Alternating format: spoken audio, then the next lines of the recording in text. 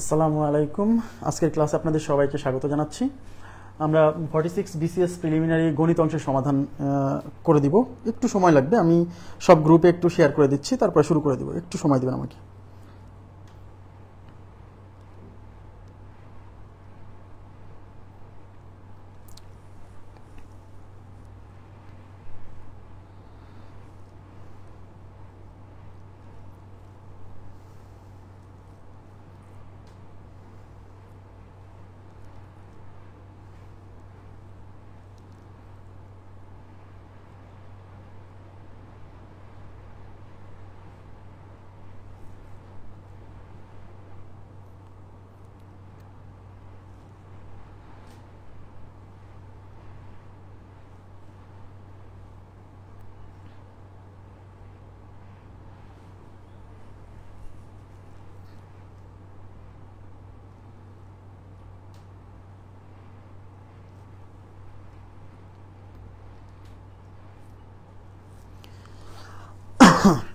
আচ্ছা, ওয়ালাইকুম আসসালাম।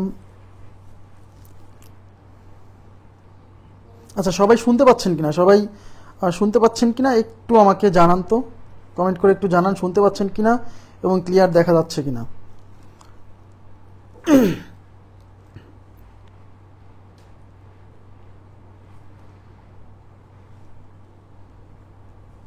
ওয়ালাইকুম আসসালাম।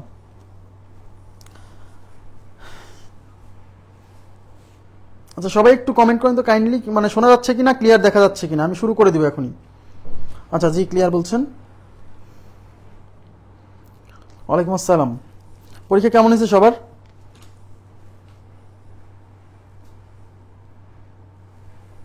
হ্যাঁ হ্যাঁ, লাইভের রেকর্ড থাকবে, কোনো সমস্যা নাই। আচ্ছা, ওয়ালাইকুম আসসালাম। আচ্ছা আচ্ছা, ক্লিয়ার বলছেন সবাই, তার মানে ক্লিয়ার আছে সব কিছু। আমি গণিত অংশের সমাধানটা করে দিচ্ছি। দেখেন,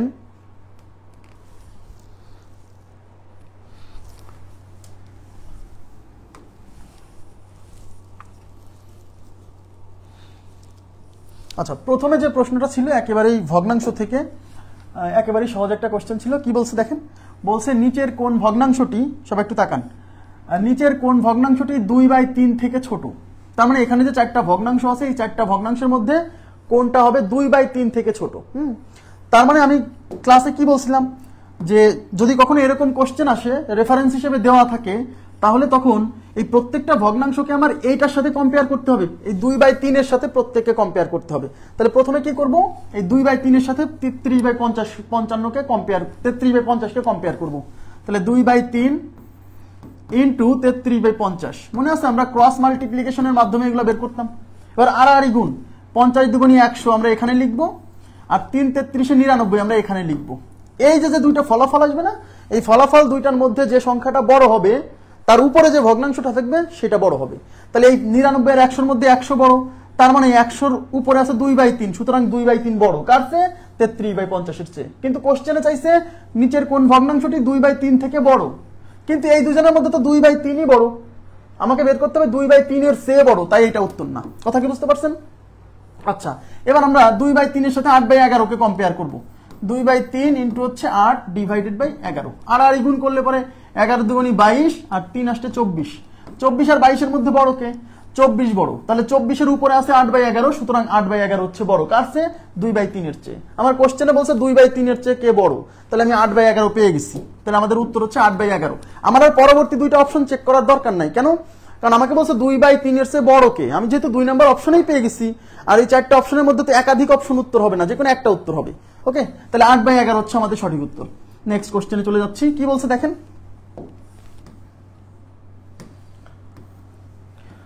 আচ্ছা, এই যে চক্রবৃদ্ধি মুনাফা থেকে কোশ্চেন আসছে।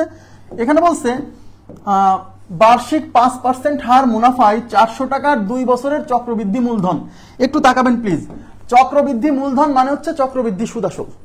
চক্রবৃদ্ধি মূলধন মানে হচ্ছে না, আজকে আমি তো বললাম যে যদি সব ক্লাস করতো কেউ, সব ক্লাস করলে 15টাই কমন পড়তো। আমার টোটাল ক্লাসের সংখ্যা তো 180 প্লাস, তাই না? আমার কোর্সে টোটাল ক্লাসের সংখ্যা 180 প্লাস। যদি কেউ সব ক্লাস করতো, আজকের 15টাই কমন পড়ছে। হ্যাঁ, এই যে নিবন্ধনে ম্যাক্সিমাম একদম পুরোটাই কমন করছিল, প্রাইমারিতে যেমন পুরোটাই কমন করছিল, তেমনি বিসিএস পরীক্ষায় 15তে 15ই পেত, কিন্তু 180টা ক্লাস করার ধৈর্য সবার নাই, সমস্যা হলো এই জায়গাতে। আচ্ছা, এখানে দেখেন আমরা অঙ্ক সলভ করি। তাহলে চক্রবৃদ্ধি মূলধন চাইছে, চক্রবৃদ্ধি মূলধন মানে চক্রবৃদ্ধি সুদ আসল মানে সি।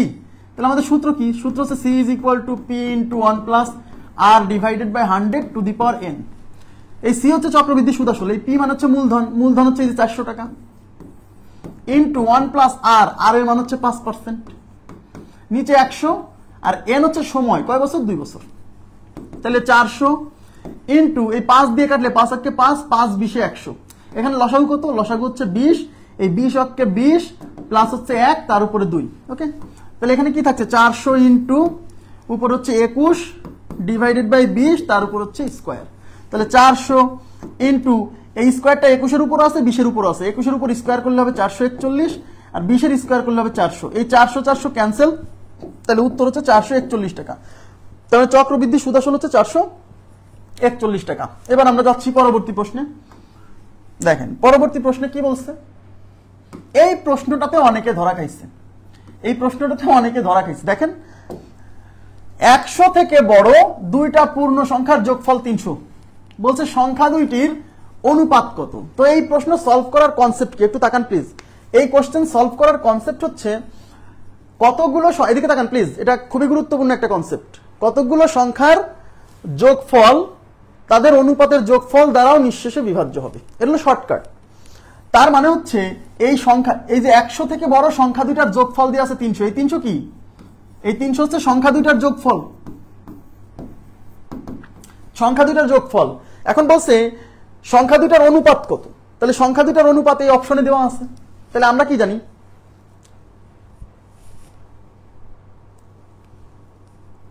আচ্ছা, আমরা কি জানি? আমরা জানি হচ্ছে কতগুলো সংখ্যার যোগফল এই অনুপাতের যোগফল দ্বারা বিভাজ্য হবে। তাহলে এখানে অনুপাত কি? 1:9, 1:9 মানে এখানে 1 আর 9 এর যোগফল কত? 1 আর 9 10 না? এই 10 দ্বারা কি 300 বিভাজ্য? 10 দ্বারা কি 300 বিভাজ্য? ইয়েস, বিভাজ্য। তার মানে হচ্ছে এই যে দুইটা সংখ্যার যোগফল 300 তাদের অনুপাত 1:9 হতে পারে, হতে পারে, বাট কাজ আছে। এবং এই যে দেখেন আরেকটা অপশন আছে 2:3, এই 2 আর 3 এর যোগফল কিন্তু 5। তার মানে এই যে সংখ্যা দুটার যোগফল 300, এই 300 অনুপাতের যোগফল 5 দ্বারাও বিভাজ্য, 5 6 30 60 বার যায়। তার মানে হচ্ছে এই দুটা দ্বারা হবে না, এই দুটা দ্বারা হবে না। কেন? কারণ এই অনুপাতের যোগফল 5 আর 2 7, 7 দিয়ে 300 ভাগ যায় না। আবার এখানে 5 আর 3 8, 8 দিয়ে কি 300 ভাগ যায় না? যাচ্ছে না। তার মানে এই দুটা আমার প্রথমেই বাদ। তাহলে এইটা উত্তর অথবা এটা উত্তর। কিন্তু এখানে সমস্যা বাধা দিচ্ছে কে? প্রথমে একটা শর্ত দিচ্ছে যে সংখ্যা দুইটার প্রত্যেকটা হবে 100-র চেয়ে বড়। তার মানে আপনাকে এখন আমার সম্ভাব্য উত্তর এইটা আর এইটা, এখন এই দুইজনের মধ্যে আমাকে এখন সংখ্যা দুইটা বের করতে হবে, কিছু করার নাই। তাহলে 1:9 এইটা দিয়ে যদি আমি সংখ্যা দুইটা বের করি, সংখ্যা বের করার নিয়ম কি? যে সংখ্যাটা বের করবেন সেই অনুপাত উপরে, মনে করেন প্রথম সংখ্যা বের করবেন, তাহলে প্রথম অনুপাত উপরে, নিচে অনুপাতের যোগফল এই 9 আর 1 10 ইন্টু এই সংখ্যা দুইটার যোগফল হচ্ছে 300। তার মানে একটা সংখ্যা হচ্ছে 30, একটা সংখ্যা 30। আর পরেরটা যদি বের করেন উপরে যাবে হচ্ছে 9, আর নিচে অনুপাতের যোগফল 9 আর 1 10 আর সংখ্যা দুইটার যোগফল 300। এই 0 0 ক্যান্সেল, 3 9 27 আর একটা সংখ্যা 270। তার মানে সংখ্যা দুইটার অনুপাত যদি 1:9 হয় তাহলে একটা সংখ্যা হইতেছে 30 আর একটা সংখ্যা হইতেছে 270। কিন্তু প্রশ্নে বলে দিছে যে সংখ্যা দুইটার দুইটাই হবে 100-র চেয়ে বড়, তাহলে তো এই যে 30 কি 100-র চেয়ে বড় না? তাই আমার এই উত্তরটা আমরা নিতে পারছি না। তাই আমার উত্তর হচ্ছে 2:3। আর চেক করা লাগবে না, চেক করার দরকার নাই, যেহেতু আমার পসিবিলিটি ছিল এইটা আর এইটা, তাহলে আমার উত্তর হচ্ছে এইটা। ঠিক আছে? তারপরেও যদি কনফিউশন লাগে আপনি করে নেন, মানে সলভ করে নেন। তাহলে যদি এই প্রথম সংখ্যা বের করেন তাহলে উপরে যাবে 2, নিচে অনুপাতের যোগফল 2 আর 3 5 ইন্টু সংখ্যা দুইটার যোগফল হচ্ছে 300। তাহলে 5 6 30 0 আর 6 2 120, তার মানে একটা সংখ্যা 120। পরবর্তী সংখ্যা বের করলে 3 যাবে উপরে, নিচে অনুপাতের যোগফল 3 আর 2 5 ইন্টু হচ্ছে সংখ্যা দুইটার যোগফল 300। 5 6 30 3 6 18 180। তার মানে এই দুইটা অনুপাত দিয়ে একটা সংখ্যা আসতেছে 120, একটা সংখ্যা 180, এবং এই দুইজনই কিন্তু 100-র চেয়ে বড়। সুতরাং আমার এই অনুপাতটা কি করছে? শর্তকে স্যাটিসফাই করছে। সুতরাং আমার এইটা হচ্ছে উত্তর। আমার কথা কি বুঝতে পারছেন? অনেকে এটা মারছে, কারণ শুধু শর্টকাটটা জানার কারণে এই কাজটা হয়েছে।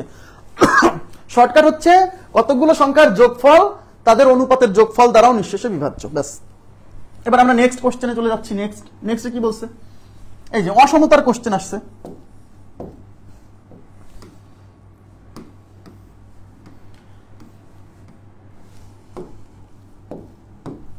আচ্ছা, তো এই অসমতা সমাধান করতে হবে x square minus 7x plus 12 less than or equal to 0। তাহলে প্রথমে উৎপাদকে বিশ্লেষণ করে সমীকরণ যেভাবে সমাধান করেন মিডিল টার্ম করে সেটা করেন। হ্যাঁ, তাহলে এক্স স্কোয়ার এই যে 3 4 12 4 আর 3 7 minus 4x minus 3x plus 12 less than or equal to 0। এখান থেকে x কমন নিলে x মাইনাস 4 মাইনাস 3 কমন নিলে x minus 4 less than or equal to 0। এবার x মাইনাস 4 কমন নিলে x minus 3 less than or equal to 0। তো আমি ক্লাসে কি বলছিলাম, এই পর্যন্ত আসার পরে এই প্রত্যেকটা ফ্যাক্টর ইজ ইকুয়াল টু 0 ধরে x এর মান বের করতে হবে। তাহলে আমরা এটাকে 0 ধরলে এই x মাইনাস 4 ইকুয়াল টু 0 ধরলে x ইকুয়াল টু আসবে 4, আর এটা ইকুয়াল টু 0 ধরলে x ইকুয়াল টু আসবে 3। তার মানে x এর মান 4 এবং 3। এখন আমাকে কি করতে হবে, এটাকে সংখ্যা রেখায় প্লট করতে হবে। তো সংখ্যা রেখায় এই মান দুটো বসান। তাহলে 3 আর 4 এর মধ্যে 4 বড়, তাই 4 ডানে থাকবে আর 3 থাকবে বামে। তো এই সংখ্যা রেখা কয়টা সেগমেন্ট হয়েছে, 3টা, 1টা 2টা 3টা। তো ক্লাসে কি বলছিলাম, এই পাশ থেকে প্লাস দিয়ে শুরু, প্লাস মাইনাস প্লাস এরকম পর্যায়ক্রমে চিহ্ন দিয়ে যেতে হবে। এইটা করার পরে আপনাকে এই অসমতার চিহ্ন দেখে উত্তর দিতে হবে। এখানে চিহ্ন কি আছে, অসমতার চিহ্ন কি লেস দেন না, সাথে ইকুয়াল আছে। এখানে কি লেস দেন না, লেস দেন, লেস দেন 0, এই যে এখানে 0 আছে, লেস দেন 0, লেস দেন 0 শব্দের অর্থ নেগেটিভ, লেস দেন 0 শব্দের অর্থ নেগেটিভ। তাই এই যে নেগেটিভ চিহ্ন যেখানে দিছি ওই এলাকা উত্তর, মানে এই যে এইটুক, এই যে এইটুক হচ্ছে আমাদের উত্তর। তাহলে এইটুক কেমন, 3 এর চেয়ে বড় 4 এর চেয়ে ছোট। তার মানে x এর মান হবে 4 এর সমান বা 4 এর চেয়ে ছোট, 3 এর সমান বা 3 এর চেয়ে বড়। এই যে এখন এটা আমাদের উত্তর, বাট এইভাবে অপশন নাই, অপশন আছে আবার ব্যবধির মাধ্যমে। তাহলে ব্যবধির একটা মান হচ্ছে 3 আর এই পাশের মান হচ্ছে 4। এই ইকুয়াল সাইন থাকার কারণে 3 এর কাছে থার্ড ব্র্যাকেট, ইকুয়াল সাইন থাকার কারণে থার্ড ব্র্যাকেট, ইকুয়াল সাইন থাকলে থার্ড ব্র্যাকেট, ইকুয়াল সাইন না থাকলে পরে ফার্স্ট ব্র্যাকেট। ওকে, আশা করি বুঝতে পারছেন। তাহলে আমাদের উত্তর হচ্ছে 3 নম্বর অপশন।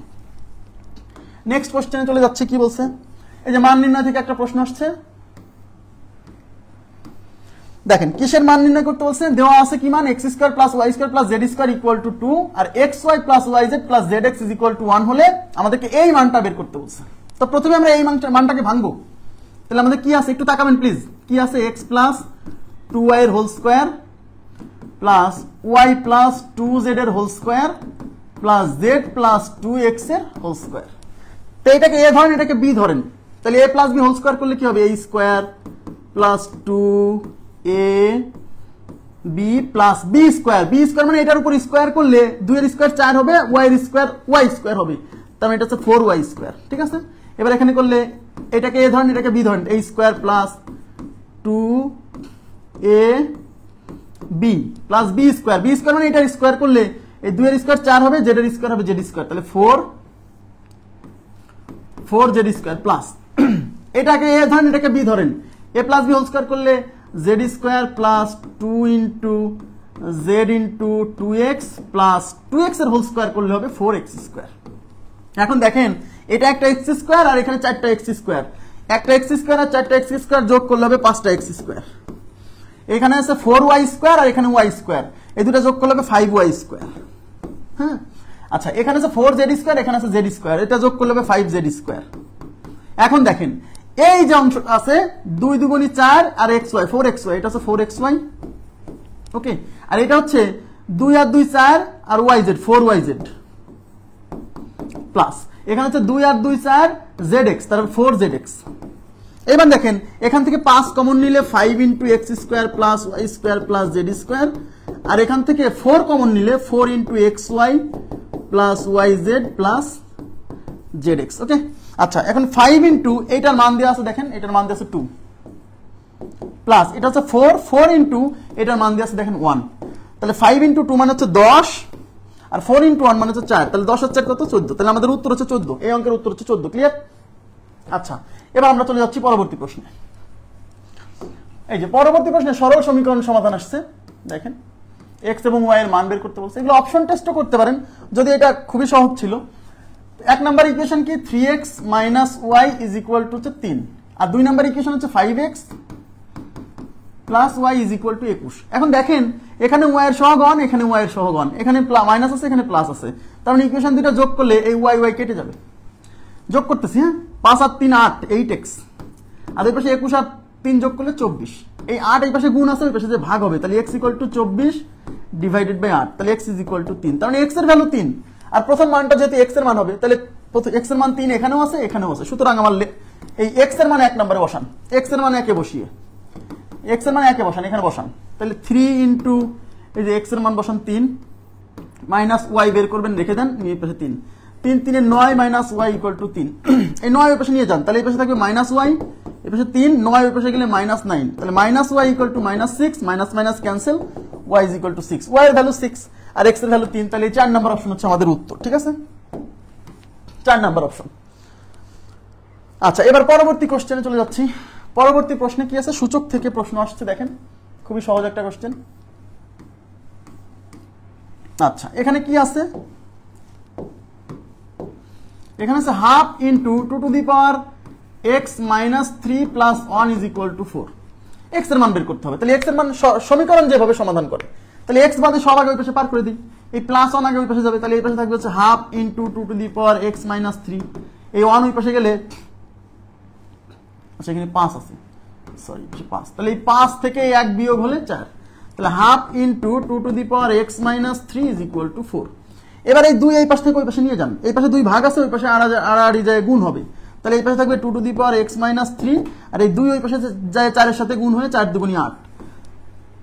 এখন আমরা যেহেতু x এর মান বের করব আর x আছে পাওয়ারে, সুতরাং আমাকে দুই পাশে বেজ সমান করতে হবে, এই পাশে বেজ 2, এই পাশে আমাকে বেজ 2 বানাতে হবে, তাহলে এই পাশে আছে 2 two the power x minus 3, আর এই পাশে 8 কে ভেঙে লিখব 2 টু দি পাওয়ার 3। এবার দুই পাশে বেজ সমান হয়ে গেছে, সুতরাং দুই পাশে পাওয়ার সমান, তাহলে এই পাশে পাওয়ার x মাইনাস 3, এই পাশে পাওয়ার হচ্ছে 3, অতএব x minus 3 is equal to 3, এই মাইনাস 3 ওই পাশে নিয়ে গেলে এই 3 আর মাইনাস 3 ওই পাশে গিয়ে plus 3, x is equal to 6, তাহলে x এর ভ্যালু হচ্ছে 6, x এর ভ্যালু হচ্ছে 6। ঠিক আছে, 4 নাম্বার অপশন। নেক্সট লগ থেকে প্রশ্ন আসছে, দেখেন লগ থেকে। আচ্ছা, লগে কি বলছে, log 8 base log root 8 base x is equal to 3 পূর্ণ 1/3। তাহলে প্রথমে আমরা এই মিশ্র ভগ্নাংশকে আগে সাধারণ ভগ্নাংশে কনভার্ট করি। Log root 8 base x is equal to 3 3 এ 9 9 এর 1 10 10/3। ওকে, এবার প্রথম কাজ কি, x এর মান বের করতে গেলে আগে লগ সরাতে হবে, মনে আছে লগ সরানোর নিয়ম কি? লগ সরানোর নিয়ম হচ্ছে লগের পাশে যে সংখ্যা থাকবে এটাকে রেখে দিব, আর এই বেজে যে থাকবে সে এই পাশে যে যাকে পাবে তাকে ঘাড়ের উপর তুলে দিবে। তার মানে এই লগ তুলে দিলে এই x থেকে যাবে, আর এই রুট 8 ওই পাশে যায়, রুট 8 এই পুরো 10/3 কে ঘাড়ের উপর তুলে নিবে, তাই কি না? এখন দেখেন, তাহলে x ইজ ইকুয়াল টু এই রুট 8 এর রুট মানে কি পাওয়ার হাফ না, তাহলে 8 টু দি পাওয়ার হাফ, তার উপরে আবার পাওয়ার আছে 10/3। এখন আমরা কি জানি পাওয়ারে পাওয়ারে গুণ হয়, তাহলে 8 two the power half into হচ্ছে 10/3, এই 2 দিয়ে 10 এর মধ্যে 5 বার, তার মানে 8 টু দি পাওয়ার 5/3। তো এইভাবে তো অপশন নাই, এটা আমাদের উত্তর, যদিও এটা উত্তর বাট এরকম তো অপশন নাই। তাহলে 8 টু দি পাওয়ার 5/3, এই 8 কে আবার ভাঙা যায়, 8 কে লেখা যায় 2 টু দি পাওয়ার 3, তার উপর আছে 5/3, পাওয়ারে পাওয়ারে গুণ হয়, এই 3 3 কেটে যাবে, তাহলে 2 টু দি পাওয়ার 5। তাহলে আমাদের উত্তর হচ্ছে 2 টু দি পাওয়ার 5, বাট অপশনে 2 টু দি পাওয়ার 5 নাই। এখন 2 টু দি পাওয়ার 5 মানে হচ্ছে 32। এখন 2 টু দি পাওয়ার 5 মানে যে 32, এটা যদি না বোঝেন, হাতে তো ক্যালকুলেটর নাই, তখন এই 2 টু দি পাওয়ার 5 কে আপনি ভেঙে লিখবেন। 2 টু দি পাওয়ার 5 মানে কি 5টা 2 না, গুণাকারে আছে, 2 টু দি পাওয়ার 5 কে লেখা যায় 2 কিউব ইন্টু 2 স্কোয়ার, এই 2 কিউব মানে হচ্ছে 8 আর 2 স্কোয়ার মানে হচ্ছে 4, 4 আসতে কত 32। যখন পারছেন না সরাসরি তখন একটু ভেঙে নিলে পারে কি ইজি হয়ে যাবে। হ্যাঁ, আচ্ছা এবার আমরা চলে যাচ্ছি পরবর্তী প্রশ্নে। দেখেন পরবর্তী প্রশ্নে কি বলছে। আচ্ছা, এই কোশ্চেনের উত্তর ছিল না, হ্যাঁ পরীক্ষায় এই প্রশ্নের উত্তর হচ্ছে 29টা, এই প্রশ্নের উত্তর হচ্ছে 29টা, হ্যাঁ 29টা, বাট অপশনে 29টা নাই। হ্যাঁ, 29টা যেহেতু নাই, এই প্রশ্নের উত্তরটা ব্ল্যাঙ্ক ছিল। এখন এটার উত্তর যারা করে আসছে তাদের কি হবে আমি জানি না, আমি বলতে পারছি না, পিএসসি যা করবে তাই হবে। আচ্ছা দেখেন, 1 হতে বড় 1000-এর মধ্যে কতগুলো সংখ্যা আছে যারা 16 দ্বারা বিভাজ্য নয় কিন্তু 30 দ্বারা বিভাজ্য? তার মানে প্রথমে 30 দ্বারা বিভাজ্য সংখ্যাগুলো বের করতে হবে। তাহলে প্রথমে 30 দ্বারা বিভাজ্য সংখ্যা বের করব। কিভাবে 30 দ্বারা বিভাজ্য সংখ্যা বের করব? এই 1000-কে 30 দিয়ে ভাগ করলেই বেরোবে 30 দ্বারা বিভাজ্য সংখ্যা। 0 0 0 ক্যান্সেল, 100-কে 3 দিয়ে ভাগ করলে 33 দশমিক কত আসতেছে 3 3, তাই না? 3 33 99। তার মানে এই দশমিকের আগে যে পূর্ণ অংশ আছে না, ওই পূর্ণ অংশই হচ্ছে 30 দ্বারা বিভাজ্য কতটা সংখ্যা আছে 1000 পর্যন্ত। হ্যাঁ, তার মানে আমাদের 33টা সংখ্যা আছে 1000 পর্যন্ত যারা 30 দ্বারা বিভাজ্য, বাট কোশ্চেনে যদি এই পর্যন্তই থাকতো তাহলে উত্তর 33 হতো। যদি 1 থেকে 1000-এর মধ্যে কতগুলো সংখ্যা 33 দ্বারা বিভাজ্য, তাহলে আমাদের 30 দ্বারা বিভাজ্য, তাহলে উত্তর 33টা। বাট এখানে আরেকটা এই প্যাচ লাগাই দিছে যারা 16 দ্বারা বিভাজ্য নয়। তার মানে এখন এই 33টার মধ্যে কিছু সংখ্যা আছে যারা 16 দ্বারা বিভাজ্য নয়, ওদেরকে বাদ দিতে হবে। তার মানে এই 33টার মধ্যে কিছু সংখ্যা আছে যারা 16 দ্বারা বিভাজ্য নয়, কিন্তু এই 33টা সবাই তো 30 দ্বারা বিভাজ্য। তার মানে এদের মধ্যে থেকে সেই সংখ্যাগুলো বাদ দিতে হবে যারা 30 এবং 16 উভয় দ্বারা বিভাজ্য। তাহলে 30 এবং 16 উভয় দ্বারা বিভাজ্য, যে সংখ্যা 30 এবং 16 দ্বারা বিভাজ্য সেই সংখ্যা 30 এবং 16 এর লসাগু দ্বারা বিভাজ্য। তার মানে 30 আর 16 এর লসাগু বের করতে হবে। 30 আর 16 এর লসাগু হচ্ছে 240। তার মানে হচ্ছে 1 থেকে 1000 এর মধ্যে 240 দ্বারা যে কয়টা সংখ্যা বিভাজ্য সেই কয়টা সংখ্যা এখান থেকে বাদ দিতে হবে। কেন?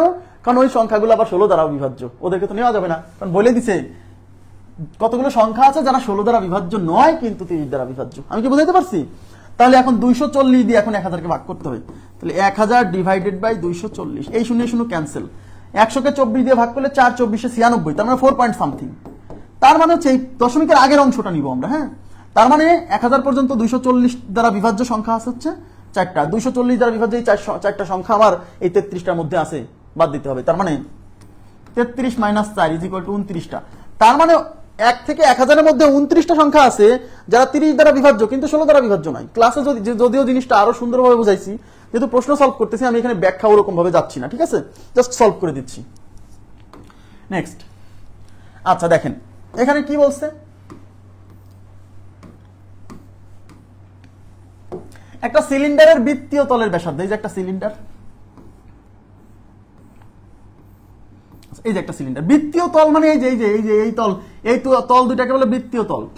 এই বৃত্তীয় তলের ব্যাসার্ধ মানে এই যে এইটুক, এই যে এইটুক, হ্যাঁ, ওটাকে আমরা আর দ্বারা প্রকাশ করি। কয় সেন্টিমিটার? 2 সেন্টিমিটার। আর উচ্চতা কত? উচ্চতা মানে এই যে এটা, উচ্চতা হচ্ছে h = 6 সেন্টিমিটার। এবার আমাদের কি বলছে? উহার তলগুলোর মোট ক্ষেত্রফল। এখন এর তল আছে মোট কয়টা? এর তল আছে হচ্ছে এই উপরে একটা বৃত্তীয় তল, নিচে একটা বৃত্তীয় তল, দুইটা বৃত্তীয় তল, আর এই যে এই বক্রপৃষ্ঠের এই যে এরকম মোটা থাকে না, এই বক্রপৃষ্ঠের ক্ষেত্রফল। তাহলে এই টোটাল ক্ষেত্রফল, এই বক্রপৃষ্ঠের ক্ষেত্রফল আসতেছে 2 পাই আর এইচ। আর এই পাশে একটা বৃত্তীয় তল, এই পাশে একটা বৃত্তীয় তল, এই বৃত্তীয় তলের ক্ষেত্রফল তো পাই আর স্কয়ার। তাহলে এটা একটা পাই আর স্কয়ার, এটা একটা পাই আর স্কয়ার, মানে 2 পাই আর স্কয়ার, তাহলে প্লাস 2 পাই আর স্কয়ার। এখান থেকে দেখেন 2 পাই আর কমন আছে, 2 পাই আর কমন আছে, তাহলে 2 পাই আর যদি কমন নেন তাহলে এখানে থাকবে হচ্ছে এইচ আর এখানে থাকবে হচ্ছে আর। তাহলে 2 পাই, এই আর এর মান হচ্ছে ব্যাসার্ধ দিয়ে আছে 2 ইনটু এইচ এর মান দিয়ে আছে হচ্ছে 6 প্লাস আর এর মান হচ্ছে 2, তাহলে এটা হচ্ছে 4 পাই, 4 পাই, আর এখানে হচ্ছে 6 আর 2 8, তাহলে 4 পাই ইনটু 8, তাহলে 8 আর 4 যোগ গুণ করলে হবে 32, 32 আর তার সাথে থাকবে হচ্ছে পাই, তার মানে 32 পাই। তাহলে আমাদের উত্তর হচ্ছে 32 পাই স্কয়ার সেন্টিমিটার। তাহলে 32 পাই, এই যে 2 নম্বর অপশন 32 পাই। ওকে, নেক্সট কোশ্চেনে চলে যাচ্ছি। খুবই সহজ একটা প্রশ্ন, দেখেন কি বলছে।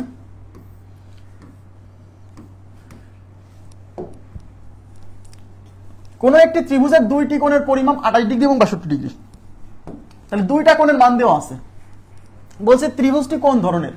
যেহেতু দুইটা কোণের মান দেওয়া আছে তাহলে আমরা তৃতীয় কোণের মানটা বের করে ফেলবো, তাহলে আমরা সিদ্ধান্তে চলে আসতে পারবো যে ত্রিভুজটা সমকোণী নাকি সূক্ষ্মকোণী নাকি স্থূলকোণী। ওকে, আচ্ছা, তাহলে আমরা দুইটা কোণ দেওয়া আছে আর তৃতীয় কোণকে আমরা এক্স ধরবো, এটাকে আমরা ধরলাম এক্স, এটা দেওয়া আছে হচ্ছে 28 ডিগ্রি, এটা ধরেন 62 ডিগ্রি। এখন এই তিন কোণের সমষ্টি কত? 180। তাইলে আমরা 62 প্লাস 28 প্লাস আর তৃতীয় কোণ এটা ধরলাম এক্স, হ্যাঁ, তিন কোণের সমষ্টি 180, এই দুটা যোগ করলে হবে 90 plus x is equal two 180। এই তৃতীয় কোণের মানটা বের করবো, তাহলে 90 এর পাশে বিয়োগ করেন, তাহলে x is equal two 180 minus 90, 180 থেকে 90 গেলে 90, তার মানে তৃতীয় কোণের মান 90। তার মানে এই ত্রিভুজের তৃতীয় কোণের মান 90। আর আমরা জানি একটা ত্রিভুজের যে কোনো একটা কোণ যদি 90 ডিগ্রি হয় তাহলে সেটা সমকোণী ত্রিভুজ, তার মানে এটা একটা সমকোণী ত্রিভুজ। ওকে, তাহলে আমাদের 1 নাম্বার অপশন হচ্ছে উত্তরে সমকোণী ত্রিভুজ। নেক্সট কোশ্চেনে চলে যাচ্ছি। এই কোশ্চেনটা অনেকে পড়তে ভুল করছে, দেখেন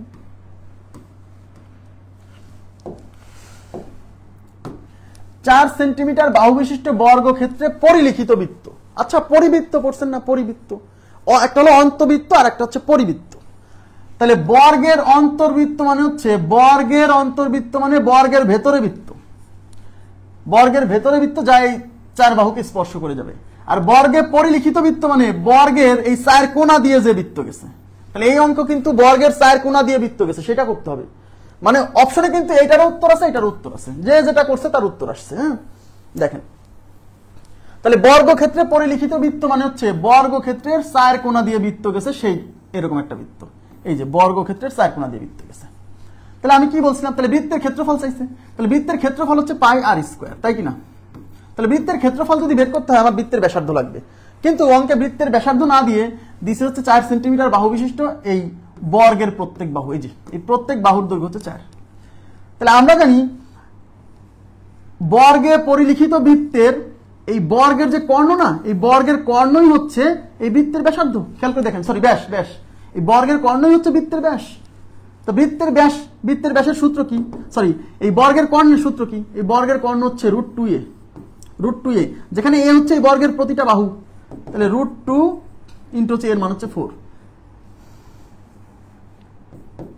তার মানে 4√2। এই 4√2 কি, এই 4√2 হচ্ছে এই পুরো কর্ণ।